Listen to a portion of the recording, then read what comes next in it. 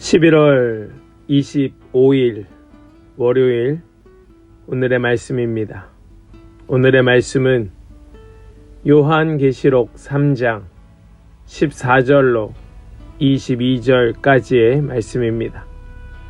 요한계시록 3장 14절로 22절 말씀입니다. 라오디게아 교회의 심부름꾼에게 이렇게 써 보내어라. 아멘이신 분이시요 신실하시고 참되신 증인이시요 하나님의 창조의 처음이신 분이 말씀하신다. 나는 네 행위를 안다. 너는 차지도 않고 뜨겁지도 않다. 네가 차든지 뜨겁든지 하면 좋겠다. 네가 이렇게 미지근하여 뜨겁지도 않고 차지도 않으니 나는 너를 내 입에서 뱉어 버리겠다.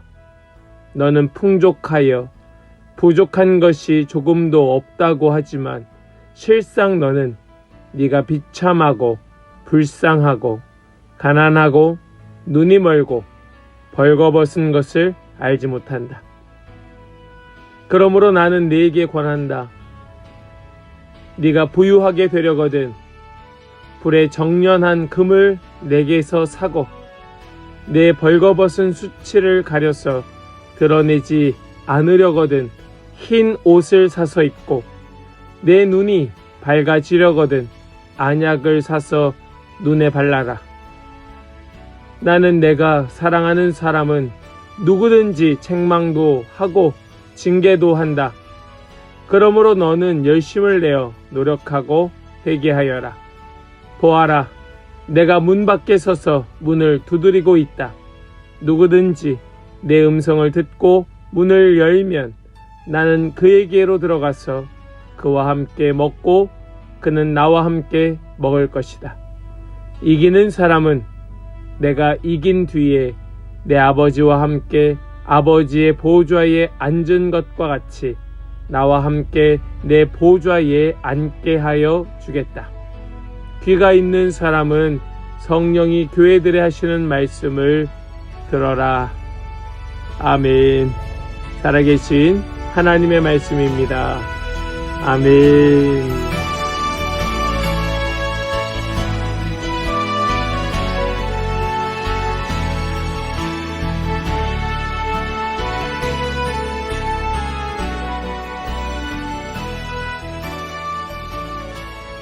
할렐루야. 월요일 아침입니다.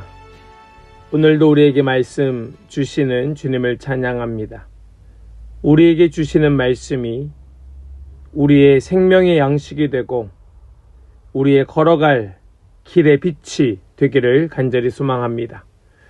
오늘 우리에게 주시는 이 본문의 말씀은 라오디게아 교회에 보내는 말씀입니다. 라오디게아 이 교회에 보내는 말씀이 바로 7교회에 보내는 말씀 가운데의 마지막 말씀입니다. 그런데 이 라오디게아 교회는 7교회 가운데 4대 교회와 마찬가지로 예수님께 칭찬을 받지 못한 안타까운 교회였습니다. 라오디게아 성도들은 왜 이렇게 칭찬을 받지 못했을까 생각해보면 이 말씀 속에 그 근거가 있습니다.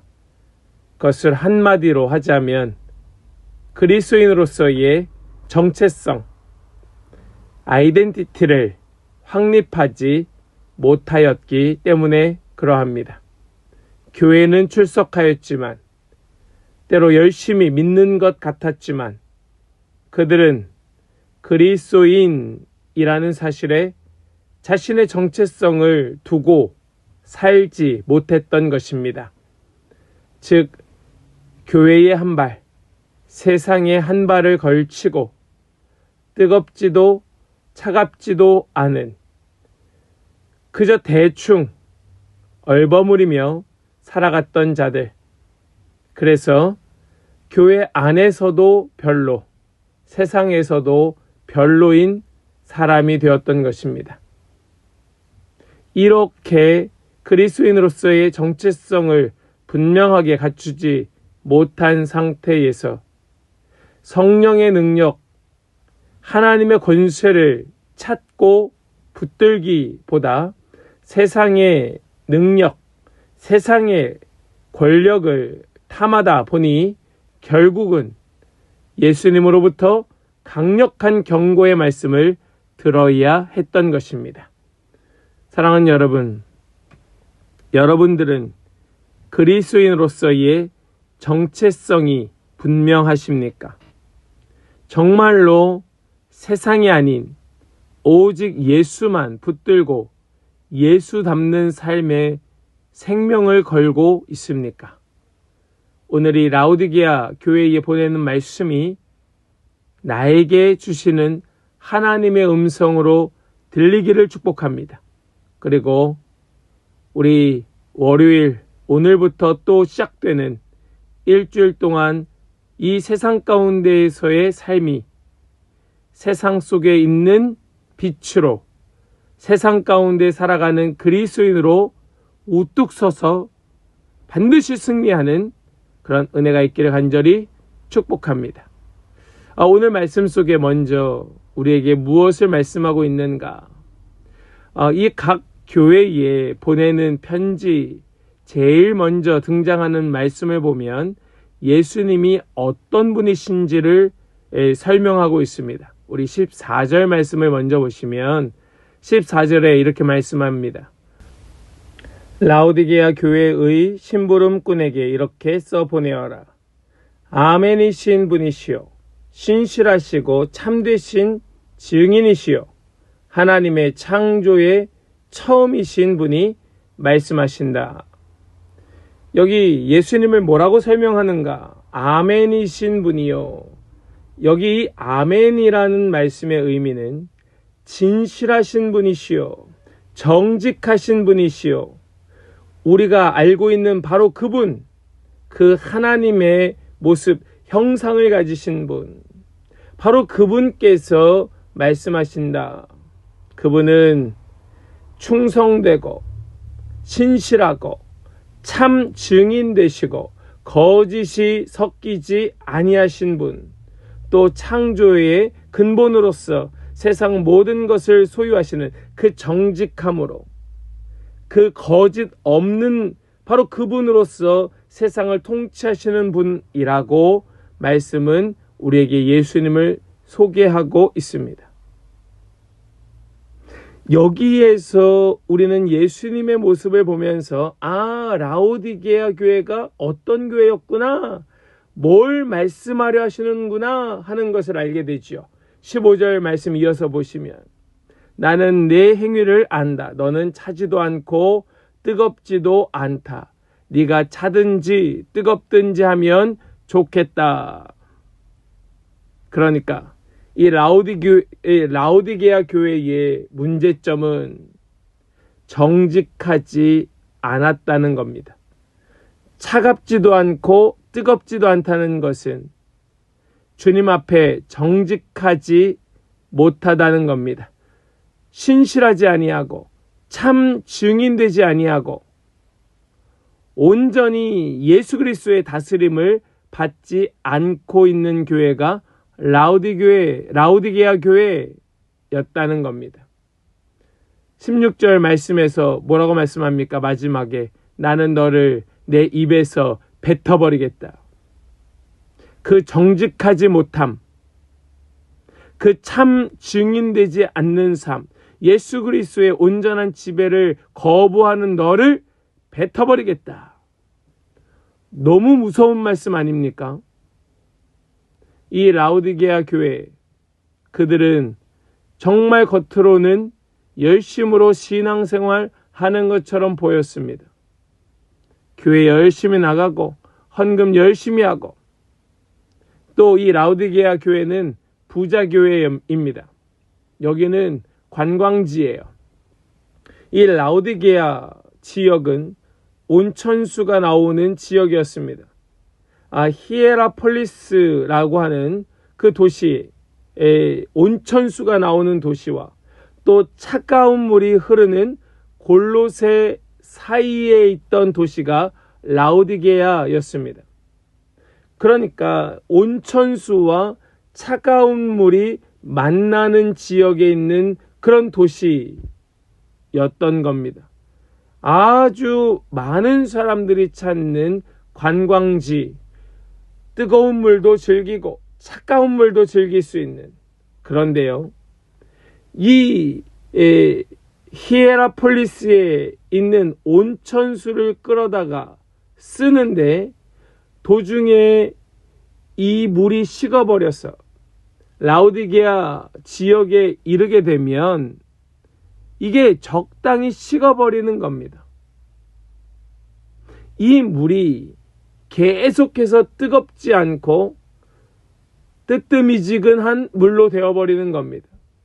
여기는 굉장히 많은 사람들이 모여 그 양쪽의 물을 다 즐기는 중간에 위치한 그런 지역이었지만 이것이 자칫 잘못하면 이도 저도 아닌 지역이 되고 많은 이런 안타까운 곳이었던 겁니다. 예수님은 바로 그것을 빗대어 말씀하는 겁니다. 너희가 보니까 너희는 좋은 것을 취하려 그렇게 하였는지 모르겠지만 너희는 양쪽 다 가지려고 온천수도 갖고 또 차가운 물도 갖고 양쪽 다 가지려고 하는 그런 의도와 마음으로 거기에 있는지 모르겠지만 너네 자칫 잘못하면 이도 저도 아닌 자들이 되고 말어 라는 것을 말씀하고 있었던 겁니다. 결국 이도 저도 아닌 너희를 내가 뱉어버리겠다라고 예수님은 경고의 말씀을 하고 계시는 거예요. 절대로 우리 주님의 기쁨이 되지 못하는 겁니다. 결국 그들의 그 정체성, 그리스도인이라고 하는 그 정체성, 교회가 영적인 정체성을 잊어버리고 적당히 양쪽 다 누리려 하다가 이도 저도 아닌 그러한 존재가 되어버리고 만다면 결국 그는 뱉어버려 땅에 버려지는 존재가 되고 만다는 사실을 여러분 꼭 기억하시고 차든지 뜨겁든지 우리에게는 이 둘 중에 하나인 것입니다. 우리 부디 귀한 성도님들, 주님 편에 서는 자, 주님께 속한 자, 영적 정체성을 바르게 붙들고 세워지는 그런 자들 되시기를 간절히 축복합니다. 두 번째로요, 우리 주님께서는 이 라오디게아 교회를 향하여 그들이 어떤 존재인가를 열심히 설명하고 계시는데 그것을 우리 17절 말씀에서 보시면 이렇게 말씀합니다.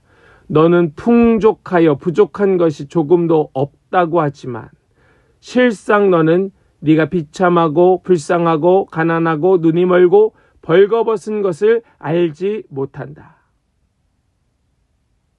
그들은 풍족하였습니다.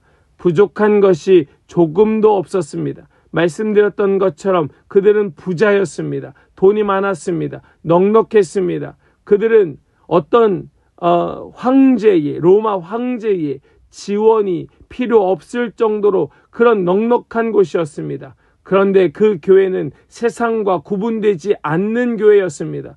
부자였고 돈이 많았지만 의리의리하고 떵떵거리며 살았지만 그들은 불쌍하고 실상은 비참하고 불쌍하고 가난하고 눈이 멀고 벌거벗은 자들이었습니다.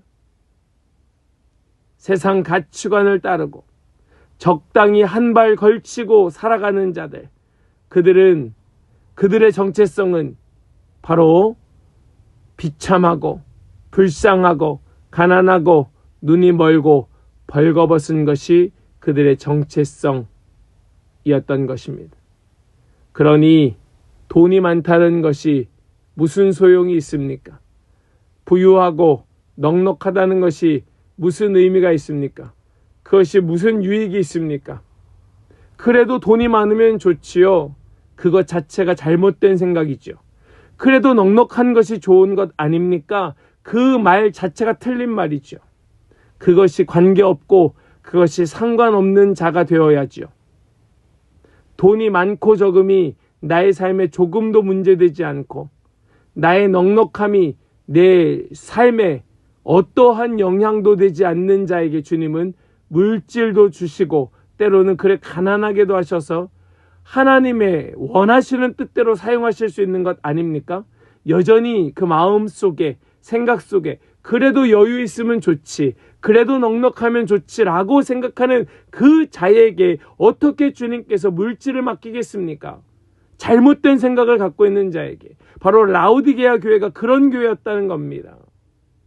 그들은 풍족하여 부족한 것이 조금도 없다고 하였지만 실상은 비참하고 불쌍하고 가난하고 눈이 멀고 벌거벗은 자들이었습니다. 주님은 그들을 향하여 이렇게 말합니다. 18절입니다. 나는 네게 권한다. 네가 부유하게 되려거든 불에 정련한 금을 내게서 사고 정말 부유하게 되고 싶거든 너희는 어떻게 되라? 연단받아라. 또 네가 벌거벗은 수치를 가려서 드러내지 않으려거든 흰 옷을 사서 입고 예수 그리스도로 옷 입어라.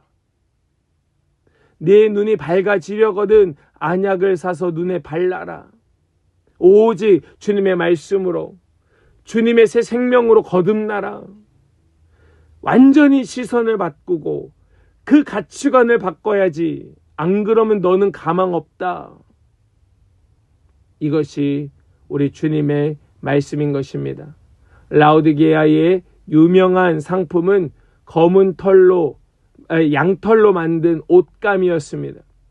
검은 양털로 만든 옷감이 그 지역의 특산품이었습니다.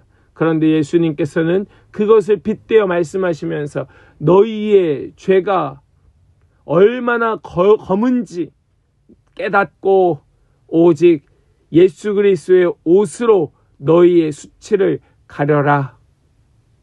또 이 라우디게아 지역의 특산품 안약, 그 지역에서 나오는 안약이 유명했는데 예수님은 그들이 육신의 눈을 치료하는 안약은 만들었는지 모르지만 영적 눈은 멀어버렸다.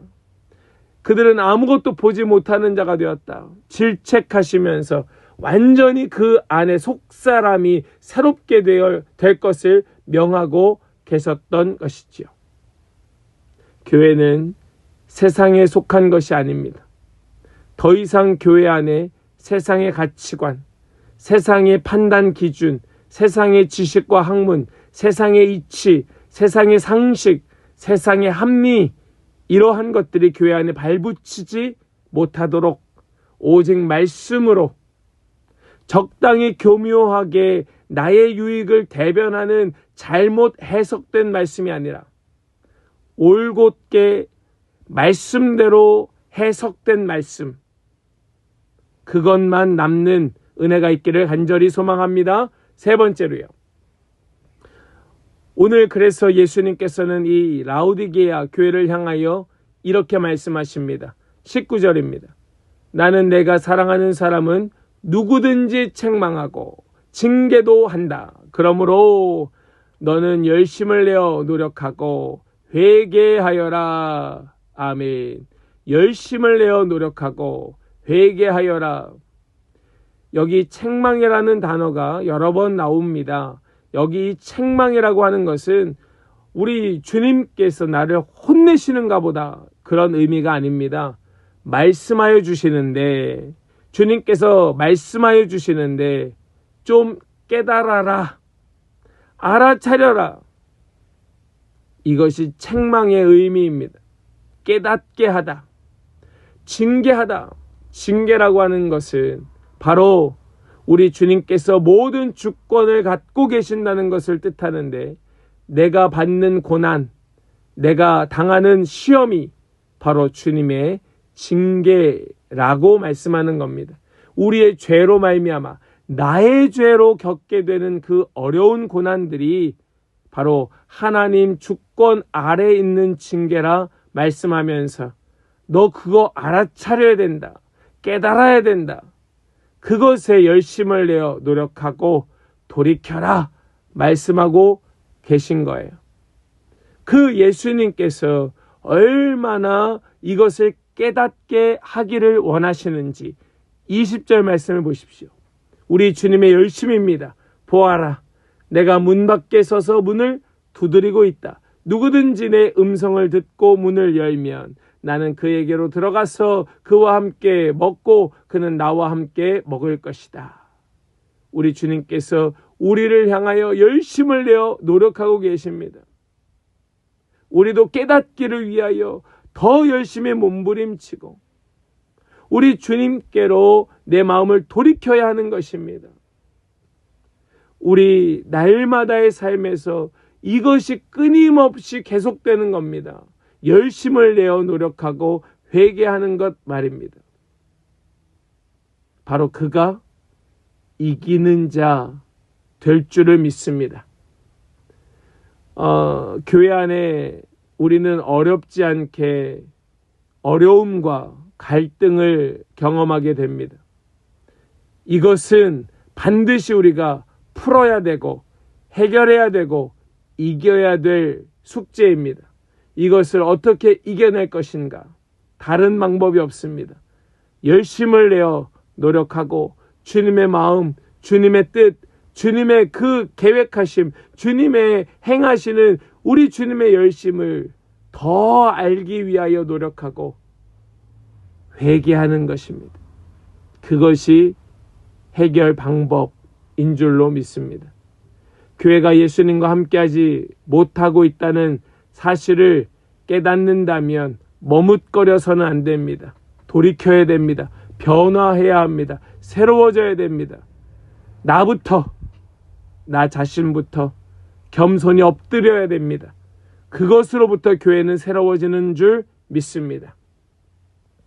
한때 교회들이 엄청난 부흥을 경험하다가 어느 순간부터 내리막길에 달려가기 시작하였습니다. 곤두박질 칩니다. 왜 그럴까 살펴보면 교회가 교회로서의 정체성을 잃었기 때문이라는 결론에 도달합니다. 교회가 교회의 정체성을 잃으면 결국 교회는 곤두박질 치는 것이고 세상과 교회에 적당히 한 발씩 걸치고 있을 때 교회는 결국 무너지고 마는 겁니다.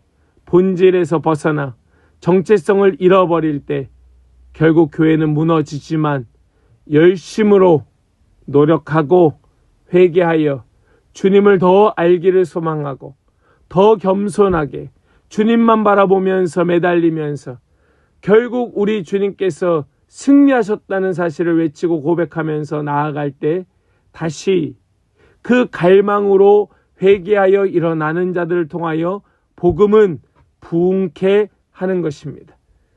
우리 사랑하는 모든 성도 여러분, 복음으로 본질로 우리 다시 회복되는 은혜가 있기를 간절히 축복합니다. 우리 주님께서 우리를 책망하실 때, 깨닫게 하여 주실 때 더 열심을 내어 노력하고 회개하여 일어나 우리 주님으로 타오르는 모든 성도 되시기를 간절히 축원합니다. 아멘. 기도합니다. 하나님 감사합니다. 오늘 우리에게 주신 말씀 붙들고 다시 주를 향한 소망으로 열심을 내어 또 회개하는 그런 마음 주심을 감사합니다. 우리 귀한 성도들, 우리 모든 주님의 백성들이 이제 오직 주님으로 회복되고 주님의 그 본질로 다시 붙들고 일어나서 온전한 부흥을 경험하는 새 은혜가 있게 하여 주시고 그러한 복된 한 주가 되게 하여 주시옵소서. 주님 불쌍히 여겨주시고 역사하여 주시옵소서. 감사드리며 모든 영광 주님께 올려드리며 우리 주 예수 그리스도의 거룩하신 이름으로 기도하옵나이다. 아멘.